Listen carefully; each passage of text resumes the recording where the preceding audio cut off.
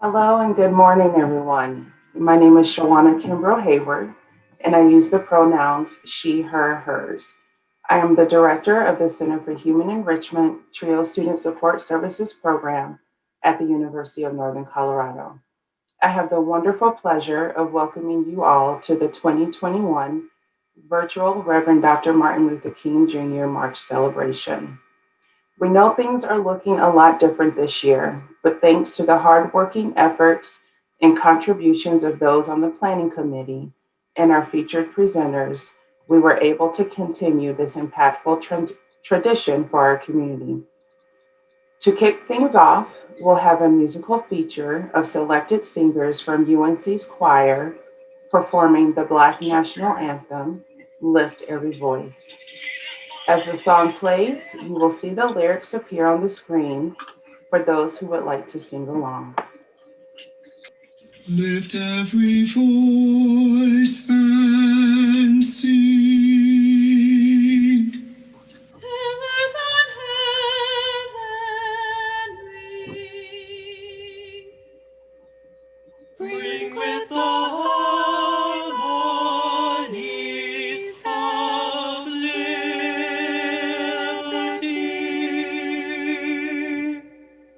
Let our rejoicing rise, high as the listening skies. Let it resound loud as the rolling sea.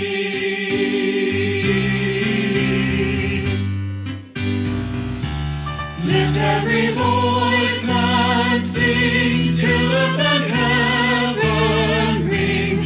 Ring with the harmonies of liberty. Let our rejoicing rise, high as the listening skies. Let it resound loud as the rolling sea. Sing a song full of the faith that the darkness has taught us. Sing a song full of the hope that the present has brought us. Facing the rising sun of a new day begun. Let us march on till victory is won.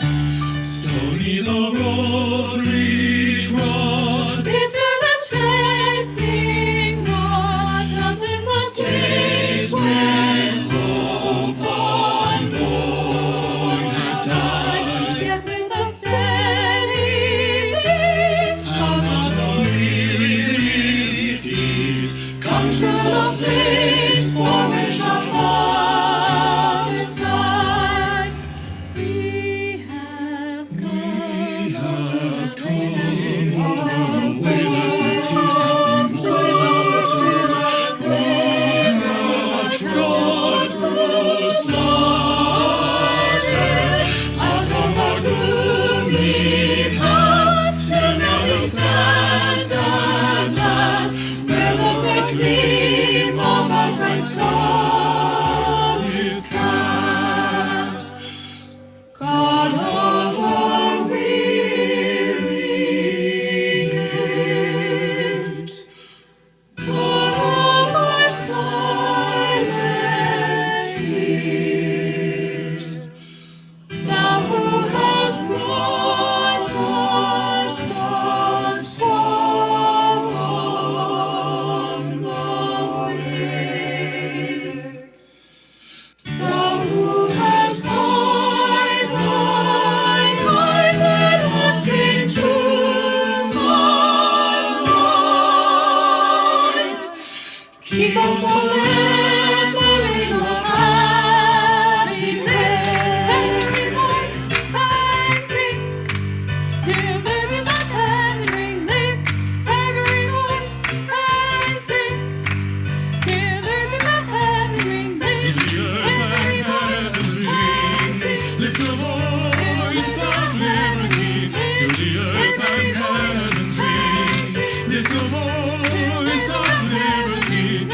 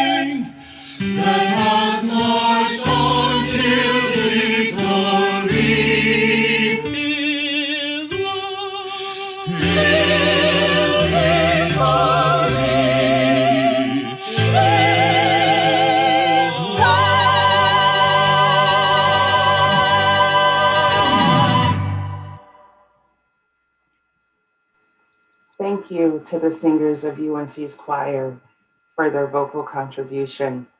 I am so thankful for the mute feature as my voice is not trained to do what they have done. The next video will help set the tone for the rest of our time together. In this video, you will hear the song Glory, performed by John Legend and Common, which won several awards, including Best Original Song at the 2015 Oscars. Please listen to the lyrics, reflect, and pay attention to the accompanying images as the song plays. As the video ends, you will see an image listing the names of Black lives taken as a result of police brutality during 2020. We will have a moment of silence for the lives lost and their families before we resume the rest of the program.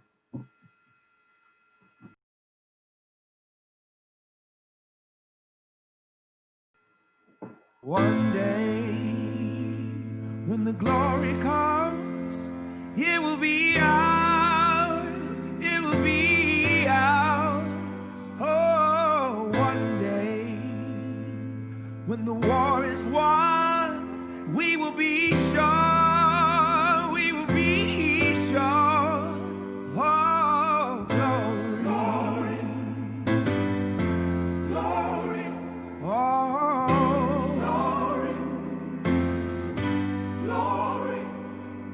Hands to the heavens, no man, no weapon formed against, yes, glory is destined. Everyday women and men become legends. Sins that go against our skin become blessings. The movement is a rhythm to us. Freedom is like religion to us. Justice is juxtaposition in us.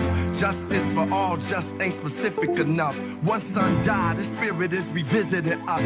True and living in us. Resistance is us. That's why Rosa sat on the bus. That's why we walk through Ferguson with our hands up. When it go down, we woman and man up. They say stay down, and we stand up. Shots we on the ground, the camera panned up. King pointed to the mountaintop, and we ran up. One day, when the glory comes, everyday women and men become legends. Sins that go against our skin become blessings. The movement is a rhythm to us. Freedom is like religion to us. Justice is juxtaposition in us. Justice for all just ain't specific enough. One son died, his spirit is revisiting us. True and living in us. Resistance is us. That's why Rosa sat on the bus. That's why we walk through Ferguson with our hands up. When it go down, we woman and man up.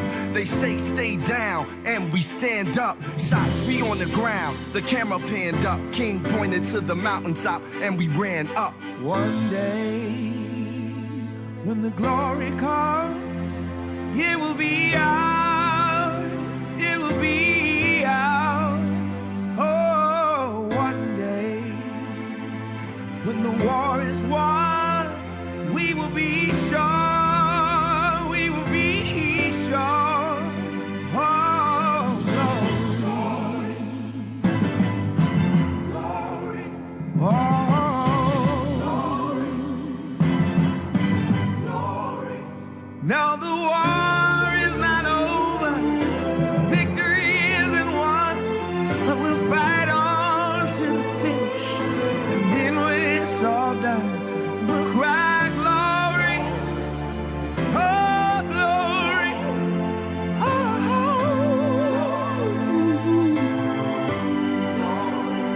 we'll cry glory, oh glory,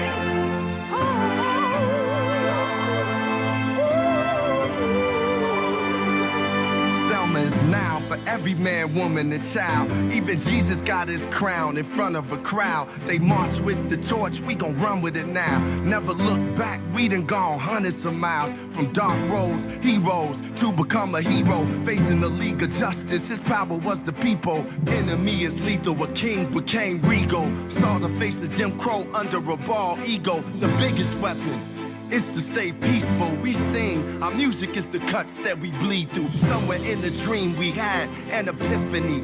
Now we right the wrongs in history. No one can win a war individually. It take the wisdom of the elders and young people's energy. Welcome to the story we call victory. The coming of the Lord, my eyes have seen the glory. One day, when the glory comes, it will be ours. It will be ours. Oh, one day, when the war is won, we will be sure. We will be sure. Oh,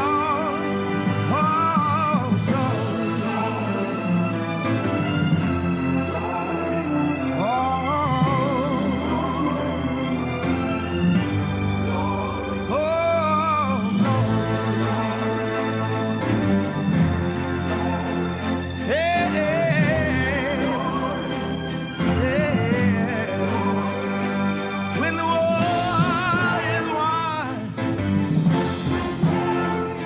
when it's all said and done,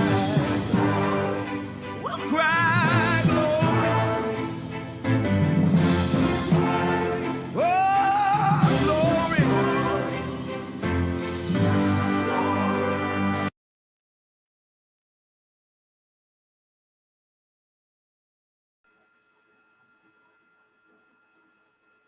Glory, when the war is won.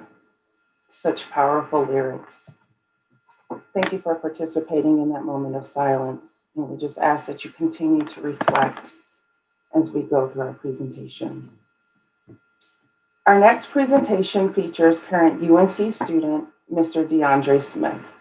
Some of you may also know him as Chef Cool Dre.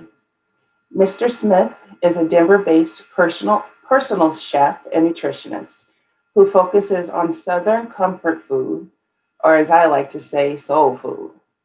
Today, he will share his background with us, tell us how he got started in the cooking industry, and how soul food has influenced his cooking. Please enjoy. Hey y'all, how's everybody doing today? Thank you for tuning in to today's segment conversation, which is soul food. My name is DeAndre Smith. I also go by the name of Chef Cool Dre here in Colorado. I am also a full-time student here at the University of Northern Colorado. I am currently studying communications with my nutrition. For those who do not know, I'm also a member of Phi Beta Sigma Fraternity Incorporated. I want to kind of give you guys a brief history on who I am, what I do, where my family's from, and why I do what I do today. So once again, I am a chef that goes by the name of Chef Cool Dre. I am a full-time chef at night. I am a business owner. By day, I'm a full-time college student, just like everybody else that's here today. I've been cooking professionally for about 8 years now. I started right after high school. I have been featured in numerous competitions, magazine articles, newspaper articles from the Greeley Tribune to the Denver Post to 5280 magazine. My first competition was in New York. I was featured in ABC The Chew. I came in second place in my group of 20. My second competition was the one that I won. It was in Chicago O'Hare. It was a James Beard founded event featuring HMS hosts. For my second competition that I won, it was a Chef Rolls event with my buddy Chef Hal. I've literally cooked for everybody that you can think of, from NBA players to NFL players from the Denver Broncos. I've cooked for A-list celebrities to just individual people who travel into Colorado for vacation. I've traveled all over the U.S. I've traveled all over the West Coast to the East Coast, from Miami to New York to Chicago, Milwaukee, you name it. So today's topic obviously is Southern comfort food, or what I should say, soul food. For those who do not know, all soul food is Southern food, but not all Southern food is soul food. Okay, I'm gonna kind of give you guys my viewpoints and what I think soul food is and why soul food is so important to me. Growing up, I thought soul food started back during slavery. It's not the case. I grew up thinking that, during the Atlantic slave trade, a lot of slaves, when they were given leftovers or the ends that their quote unquote masters didn't want, was soul food. Obviously, when we think of soul food, we think of fried chicken, we think of collard greens, black eyed peas, chitlins, pig feet, whatever the case. That's not it. So my family's from Galveston, Texas, and Arkansas. So I grew up in a lot of things that aren't common to most individuals who aren't from the South. So I grew up on neck bones, oxtails, different things like that. When I think of soul food, I personally think of tradition. I think of pain. I think of sacrifice. I think of a lifestyle. Soul food is directed and really revolved around the African community. It is an experience unlike any other. Give you guys a little brief history on soul food. Soul food really picked up and began in the 1960s, right around the time that the civil rights movement started. Actually, right around the time that the Black Panther Party was formed. For those who did not know, Brother Huey P. Newton is also a Sigma. So that's just a little gem that I'm going to drop in there. Soul food really got its name around the time that Black individuals, Black culture, Black heritage, whatever you want to go by, individuals wanted to make themselves known. That was the foundation that they started on. Whether that may be with food, soul power, soul music, which is also known today as neo soul or R&B. And that's where soul food started. So for a lot of people who also may know soul food as slow food, slow food got its name by, or soul food really, got its name because whenever you think of a soul food specifically, you think of how long it takes, right? You think of how long it takes to prep, how long it takes to clean, how long it takes to actually cook and prepare the food. It's really an all-day event. I remember my grandmother in the kitchen about maybe 8 o'clock, 9 o'clock in the morning, cleaning greens, cleaning chitlins, prepping the chicken, and not being able to eat until, I want to say, maybe about 5 o'clock, 6 o'clock. That's because there are no shortcuts. It literally is an all-day event. You literally have to take your time with it. Like I said, there are no shortcuts. There are no shortcuts when it comes to taste. There are no shortcuts when it comes to tradition as a whole. And that's what my thought on soul food is. When I think of soul food, I'm kind of have you guys think about a couple of things. When you think of soul food, or when you think of traditional Southern food, do you think that breadcrumbs go on mac and cheese? I say no, only because coming from where I come from, there's no bread in any pasta. It's all cheese, cream, seasonings. And then I kind of want you guys to think about this. When you think of Southern food, do you think of sweet potato pie, or do you think of pumpkin pie? See, where I come from, we go strictly sweet potato pie. We don't believe pumpkin pie belongs on the table. That goes straight in the trash. I don't know about y'all, but I can't do it. But as of that, I want y'all just to ponder on what your thoughts are on soul food is. And I hope that you guys enjoyed this segment.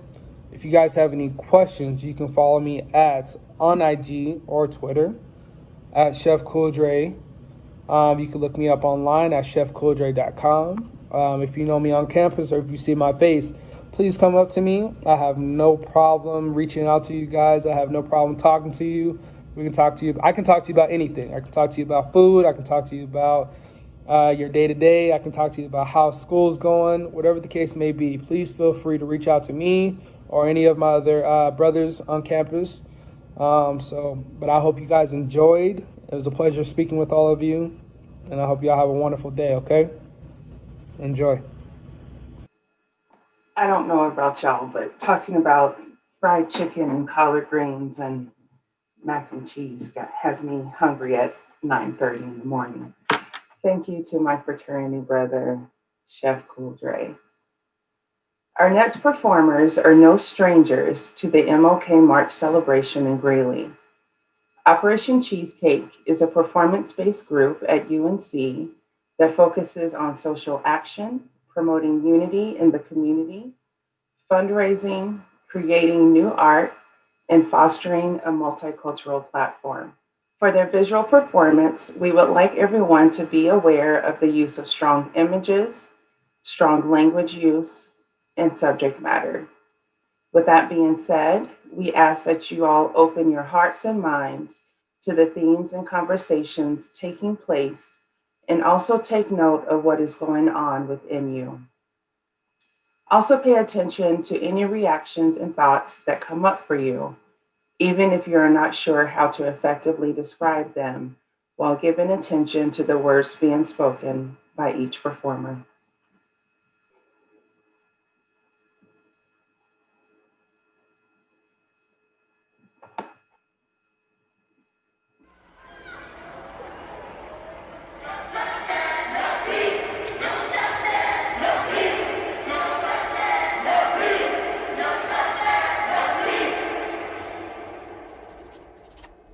Protesters and mourners gathered in large numbers all across the United States, demanding justice after the death of George Floyd. Coast to coast, really, we are seeing some of the largest demonstrations we've seen yet against racial injustice and police brutality. Dear Mr. President, come take a walk with me.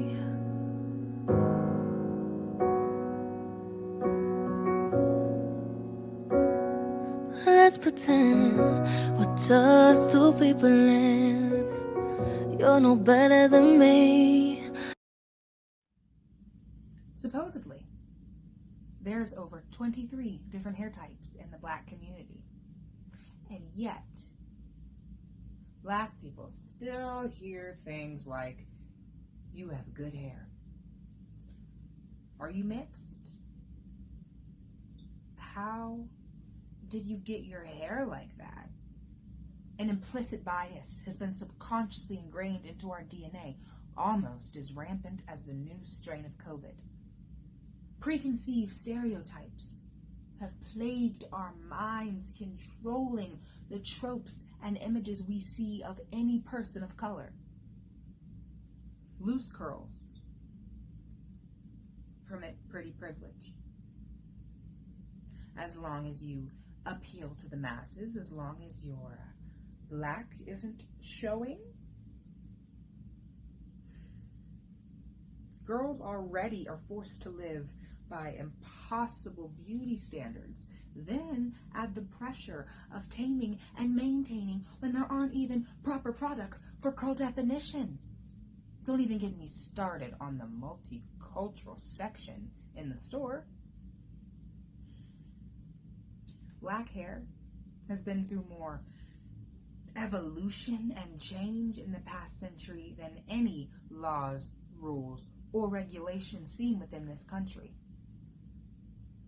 Policing of Black bodies and the Black woman's appearance is almost as common as overlooking, ignoring, and disregarding the Black form in its entirety. A 6-year-old little girl gets her braids cut in class because it's a distraction. Her teacher can't fathom why she didn't just perm her hair. A high school wrestler has to cut his dreads or is forced to forfeit The referee can't fathom why he thinks he can proudly wear his mane. A teenager is sent home from work for her braids appearing unprofessional. Her boss doesn't understand why she looks so ghetto. And time after time, we're told to get over it.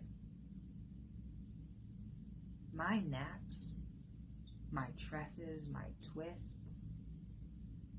Black curls have a language only understood by some. Kitchen edges kinks.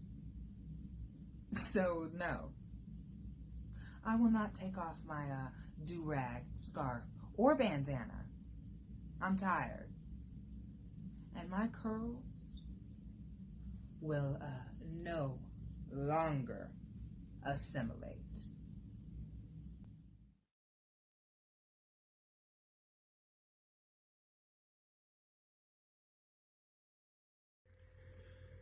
You know, I used to love when I heard companies say Black Lives Matter. It almost made me forget that they use slave labor to produce the goods that we gather. Nike will say with their old chest that we support Colin Kaepernick, so we go out in droves to buy their jerseys, sweatpants, caps, and shit.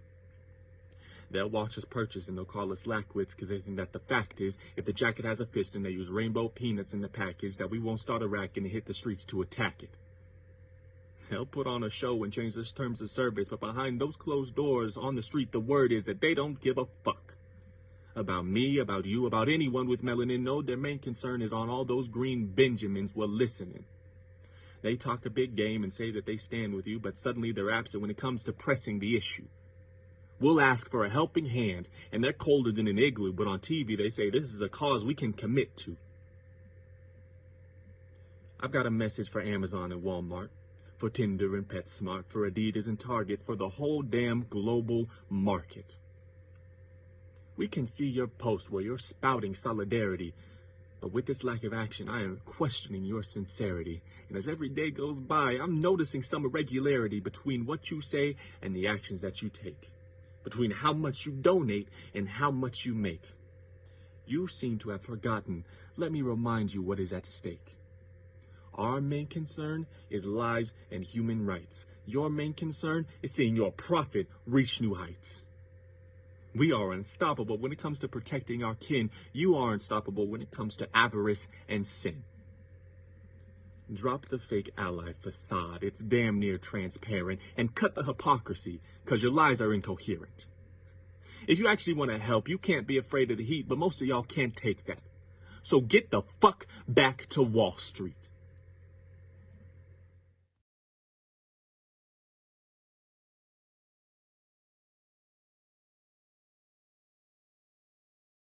This past summer, I marched for the Black lives that have been taken through police brutality in this country. Taken. Fathers, mothers, sons, and daughters who were murdered simply because of the color of their skin. I marched against this force of brutality who wear warm blue uniforms as if to hide their true colors underneath. I marched not because I had the strength, but because I was tired. Tired of this pain that has clung to my community for far too long. Tired of being worried that my friends would be next, that my father would be next, that my mother would be next, my brothers and my sister, that I would be next. I marched through Denver with so many people I didn't know, blocking streets, intersections, highways, all the while being surrounded by police who threatened to forcefully remove us. I didn't march because I was brave. I marched because I was scared. I had seen them spray down protesters with rubber bullets, with tear gas. Police will beat them down to the ground. I have seen protesters dragged away to jail as if they never had the chance. Oh, I was scared. And yet the world seemed to march with us. We marched for George Floyd. We marched for Breonna Taylor. We marched for Elijah McClain. And we didn't have any guarantees for justice. And yet we put our lives on the line because we knew if we collectively applied pressure to this system, maybe we would have the chance. I marched because I knew I could create some kind of change. I marched for leaders like MLK who can no longer be with us. Leaders who have given their lives for this cause that seems endless. I marched because Black lives matter. I marched because this needs to stop happening. We matter.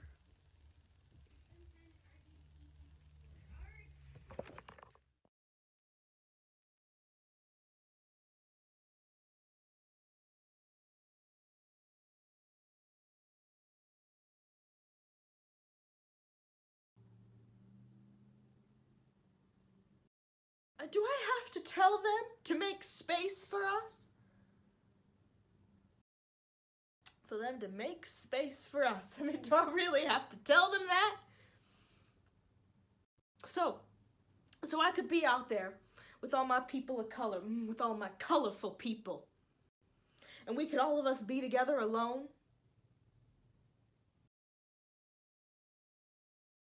And if I were to be out there with all my colorful people, could I tell us a story?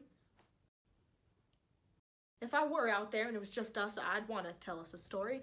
And it would be a story about endings. Or about leaving. Or about remaining. Or about how they're all the same thing if the same people do them. No, but that's not the story I'd want to tell us. No, if I could tell the story I'd want to tell, it would be a story about us, and by us, and for us, and only us.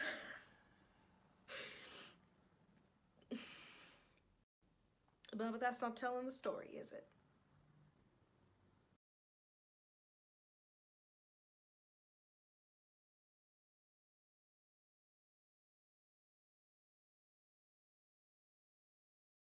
Let me breathe.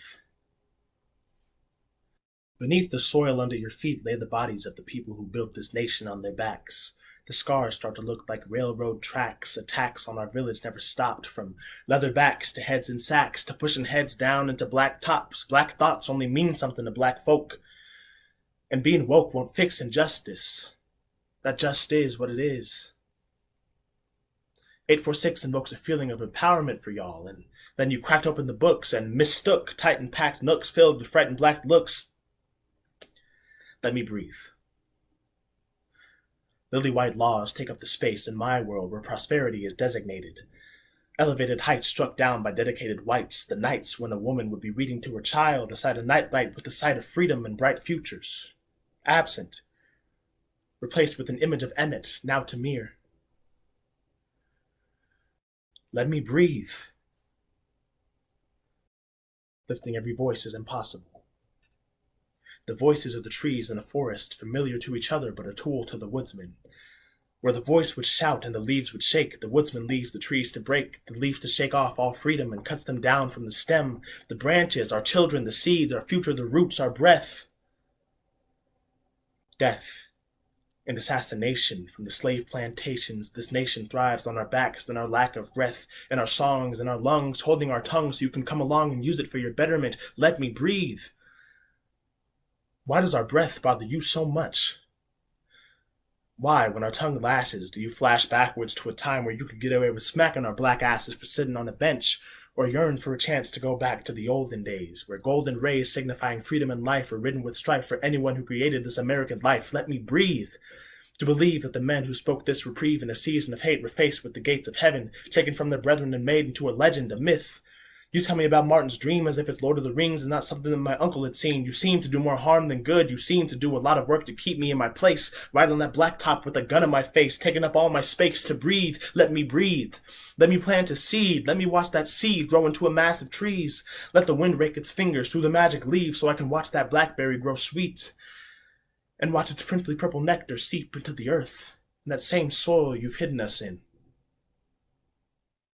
True peace is not merely the absence of tension, True but the peace is not presence merely the absence of justice. tension, but the presence of justice. True peace is not merely the absence of True tension, peace is not merely the but absence of the tension, presence but the of presence of justice. justice. True peace is not merely the absence of True tension, peace but is the not presence merely of the absence justice. of tension, but the True presence peace of is not justice. merely the absence of tension, but the presence of justice.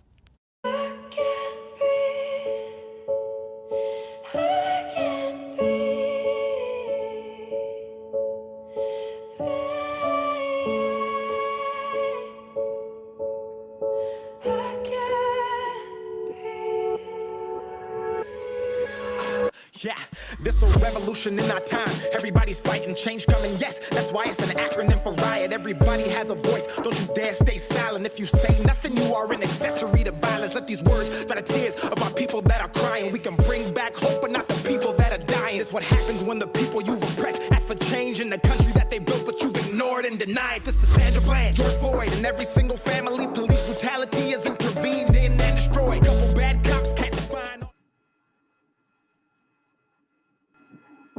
So powerful. The motto in my office is find your voice, tell your story. And I am so proud of the individuals who shared their voices with us. Please continue to reflect on what you've seen and heard today. Thank you, Operation Cheesecake. I want to bring everyone's attention to the Take and Make kits you all should have received alongside your t-shirts at your respective pickup locations this week. These were created by the High Plains Library District. If you haven't opened them already, you will find the following items: a QR code that will lead you to an online survey. It can be assessed with your cell phone's camera by following the instructions. A placard where you can write down your pledge to interrupt racism. For those who have attended this event in the past, these are like the cards we used to fill out when we were together. You'll also find some guiding prompts and questions to ask yourself while you're thinking about what you're going to pledge to and how you will express your efforts not only today, not only throughout Black Heritage Month, but throughout the year, as Black history is 365 days a year. There is also a list of reading resources for furthering your education and knowledge on social injustices experienced by people of color every day. We hope these materials will both equip and encourage you to do better when racism and prejudices arise. Now, it goes without saying that this kit is not an exhaustive list of resources, yet it is a starting point. We charge you all with the mission of continuing your own research, literary reading, and social justice engagement when this event ends. Our next speaker is Ms. Saida Dahir, a first-year student at UC Berkeley, where she plans to major in media studies. Her spoken word will encourage you to further think about your place in the work of equality for all. Hello everybody, my name is Saida Dahir. I'm a student, a poet, and an activist. I'm from Salt Lake City, but I currently go to school at UC Berkeley. I use she, her pronouns, and I'm very excited to be here with you today, virtually, to be discussing my story, my narratives, some of my poems, and to really commemorate this celebration with you. So, here's my story. In 2000, in a refugee camp in Kenya, a small Somali girl was born to a broken family and a broken nation. A part of the post-war diaspora, she had no home. All that was left of her nation was ash and destruction. At just the age of 3, she and her disjointed family fled their motherland in the pursuit of the American dream. You know, the American dream, the working 9-to-5s, white picket fences, fireworks, apple pies, and fast sports cars. This was the goal that many, including her family, was after. But this system was definitely broken and not meant for the nappy-headed English second language learners. This is the story of me. This small Somali girl mentioned prior isn't so small anymore. Life has taken many unexpected turns. I went from being a foreigner, from not speaking a single bit of English, besides the theme song to the Fresh Prince of Bel-Air, to being able to do whole speeches in front of huge crowds in a foreign language. But this was not an easy feat. It took many tasks and many ups and downs to be able to get to where I am today. My family has witnessed a lot in the United States, stuff that we were not waiting for. We thought this country was going to be a huge Hollywood sign, monies would grow on trees, we would walk past actresses in the streets. This was obviously not the case.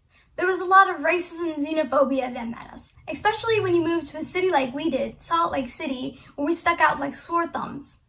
But what I learned growing up is that difference can be a weapon. Difference can be a tool in order to construct the society to be more diverse. Yes, that was the story of me.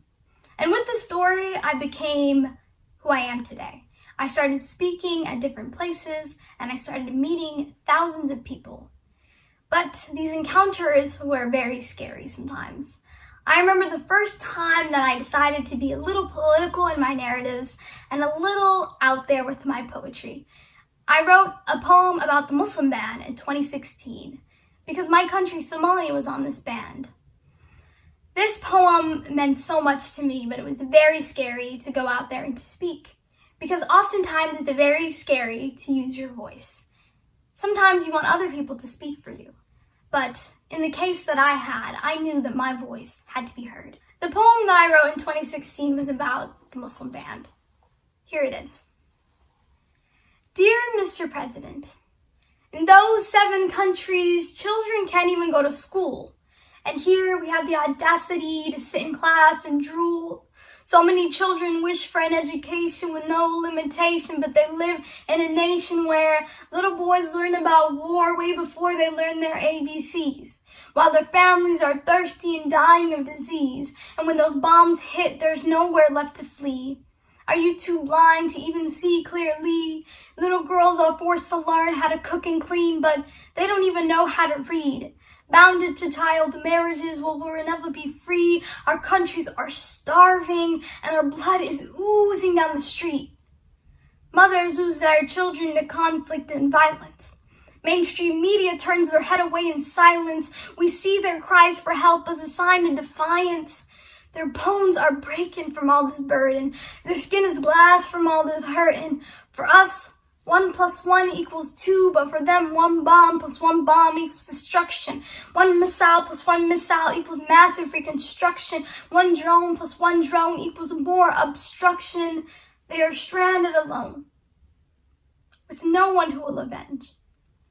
They hear loud explosions again and again, but all these children are wishing for is a paper and a pen. I spoke this poem and then it went kind of great. I ended up speaking this poem at many different places, and especially the Capitol, where I spoke in front of Congress. But it was very scary, like I said before. A lot of the times I was wondering if I should be doing this, if my voice was even impactful, if I was even making a difference. These congressmen and women, would they even listen to my voice? How would I be heard? And I decided to start doing more in my community. I started talking to representatives, learning about my representatives, campaigning. I started writing bills. I started planning protests and rallies, and it all was a domino effect that got me to where I am today. And that's the point of this discussion. That's the point of this talk. I really want the next future to be equipped with the tools and the necessities to be able to make change locally and nationally. So how do we do this? Well, first, do you know who your representative is? If not, there are many ways you can find by just a quick Google search. Second, have you ever been in contact with this representative?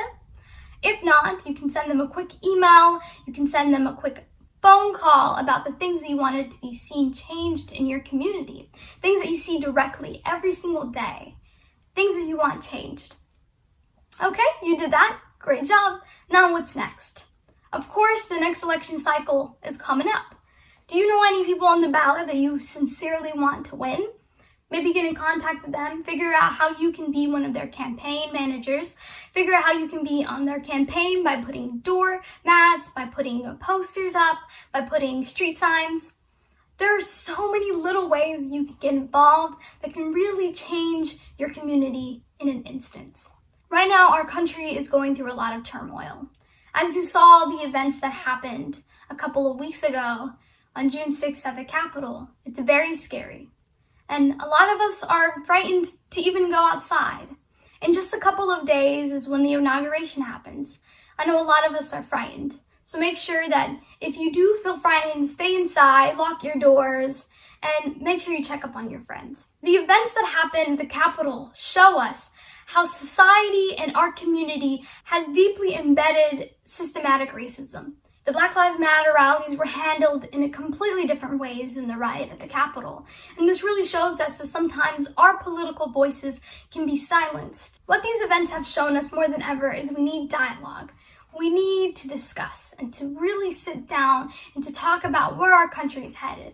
So how can we do this in a time of COVID and social distancing? There are so many ways that we can continue to get involved. You can get involved via Zoom, via social media, via FaceTime, via email. There's so much that we can unlock on our fingertips, on our phones, our laptops, our computers. Right now, it's also imperative that our voices of the youth be heard. The voices of children, the voices of high school students, of college students, of graduates, because soon this country is going to be run by us and led by us, and our voices should be heard as soon as possible. I would like to end off this speech with a poem I wrote called Justified. I wrote this poem after seeing countless Black men and women be killed unarmed by the police. I hope you enjoy. When a white man cries, the whole world fills with grief. When a Black man cries, the world's mourning is brief. When a white man cries, the whole world weeps alongside. And when a Black man cries, they say he's overreacting and just push it aside. Our stories are hidden and there is nothing to say. We're subtitles while they get the whole cover page. Their history is preserved while ours is forgotten and aged. Their achievements are published while ours are just backstage. They're free birds while we're still stuck in our ropes and cage. In America, a Black person is twice as likely to be killed unarmed by the police. Can't you see we traded our chains for a different kind of leash? We're afraid for our brothers, sisters, nephews, and niece. But oh, if we stop seeing color, it'll all lead to world peace. What kind of BS is that? I do not deserve to listen to your I have Black friends chit-chat like my struggles are just one-sided, empty, and flat. I've been told to go back to my country. Go back to my land. My people have been beaten, broken, and banned. Did history repeat itself when they elected that man? So tell me, are my struggles not justified while Black people are killed daily as we watch and stand by, and immigrants are ripped out of their homes and their tortures glorified? Are my struggles not justified? Oh look, another kid killed on Twitter right before my eyes. Are our struggles not justified? When will humans be seen as more than just dollar signs? When will our struggles finally be justified? Thank you so much for having me today and for listening to my story. I can't wait to one day hear your stories and hear your narratives on the news, on social media, and all over the world. I hope that you learn from my story, and I hope one day I can learn from yours. So take what I said and run with it, and try to figure out how you, yes you, can change and shape society to the one that you want to see. Thank you.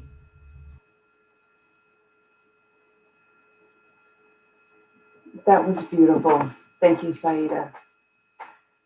Our final performances are from UNC students who are members of two Divine Nine Black Greek letter organizations, Phi Beta Sigma Fraternity Incorporated and my organization, Zeta Phi Beta Sorority Incorporated.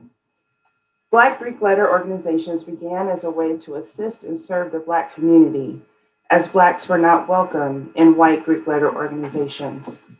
The Divine Nine consists of 9 historically Black Greek letter organizations. Alpha Phi Alpha Fraternity Incorporated, founded in 1906 on the campus of Cornell University in Ithaca, New York. Alpha Kappa Alpha Sorority Incorporated, founded in 1908 on the campus of Howard University in Washington, D.C.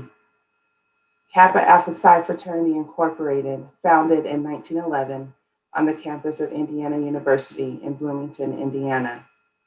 Omega Psi Phi Fraternity Incorporated, founded in 1911 on the campus of Howard University in Washington, D.C. Delta Sigma Theta Sorority Incorporated, founded in 1913 on the campus of Howard University in Washington, D.C. Phi Beta Sigma Fraternity Incorporated, founded in 1914 on the campus of Howard University in Washington, D.C. Zeta Phi Beta Sorority Incorporated, founded in 1920 on the campus of Howard University in Washington, D.C. A little bit of history.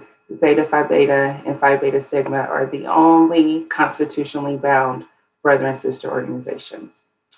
Sigma Gamma Rho Sorority Incorporated, founded in 1922 on the campus of Butler University in Indianapolis, Indiana. And Iota Phi Theta Fraternity Incorporated, founded in 1963 on the campus of Morgan State University in Baltimore. The Divine Nine organizations have similar principles around scholarship, service, brotherhood and sisterhood, and love for humanity. I thank you, D9 organizations, for all you do collectively for our community. Prior to the performances by Phi Beta Sigma Fraternity Incorporated and Zeta Phi Beta Sorority Incorporated, the next video will highlight many historic Black figures in their respective Black Greek letter organizations. Let us not forget that our Vice President-elect, Senator Kamala Harris, is a member of Alpha Kappa Alpha Sorority Incorporated. Many of you may have seen on social media platforms the call for Black Greeks to stroll to the polls. This was our show of support for the change we wanted to see in our nation. Following this video, we will have closing remarks and issue a call to action.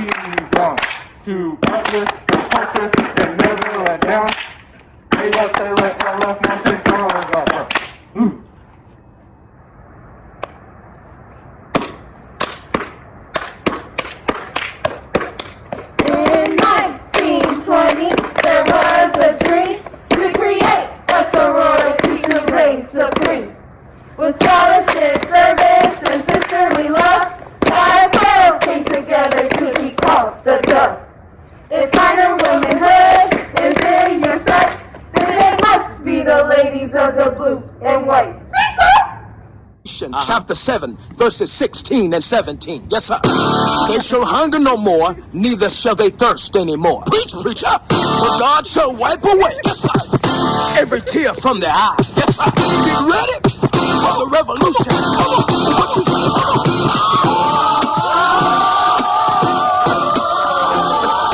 Do you want a revolution? So do you want a revolution?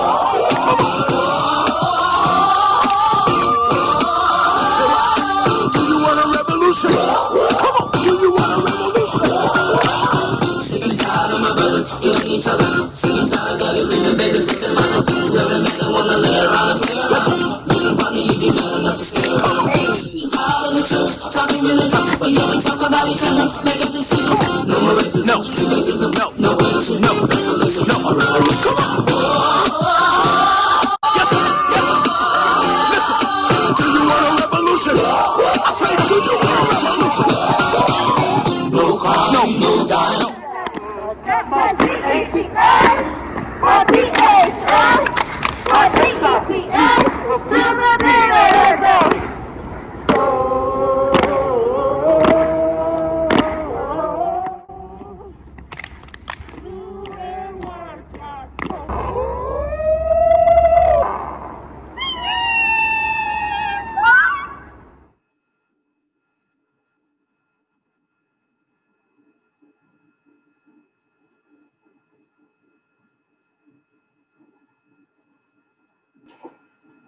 That reminds me of my younger days. Anyway, this concludes our 2021 virtual Reverend Dr. Martin Luther King Jr. celebration.